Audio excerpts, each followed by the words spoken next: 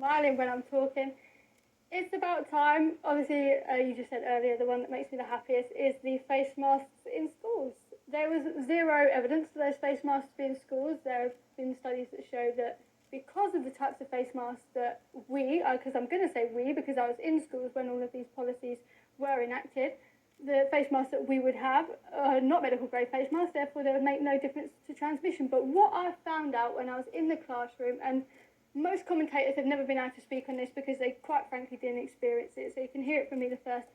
There were teachers that were sitting there that would, be yelling at the poor year sevens about their face masks more than they would be teaching them. Those shy kids that would sit at the back of the class that would never speak, it was a massive barrier to them to impact their learning. They were already terrified, didn't want to speak out, and now they've got another barrier to engage in their learning. Communication problems were impossible. I'm going to be honest with you, most of the time when we were in school we took them off because we couldn't hear each other. They couldn't hear us, we couldn't hear them. You're in schools to learn, and the damage that they have done to my generation has been unbelievable. Like, I sat there in August. The damage what's done? That they've done to the rest of our lives, to our education. I sat there in August and literally watched my future crumble in front of my eyes. Tell me why. Well, they cancelled my exams. So I got my exams cancelled once, went back and thought, no, you know what, this is not on. I'm not getting screwed over by the algorithm. I'm better than this. Got there, they cancelled them again, and I thought, nothing I can do anymore. So this makes me so angry.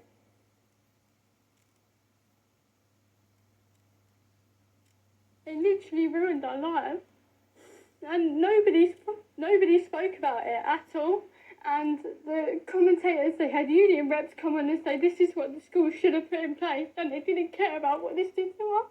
And this is the first time I've ever spoken about it on TV because I knew that I'd cry about it, but I literally watched and felt like my entire life was falling apart because of what this government did to young people, and nobody cares. Not one person has cared about children in this pandemic. They think, why are we putting masks on them when people can go to football stadiums and they can go to theatres and play Nadine Zahawi sitting there at the teaching awards with no mask, and yet we're disrespecting kids. This pandemic will finish. The damage this has done for us is forever, and we'll never get it back.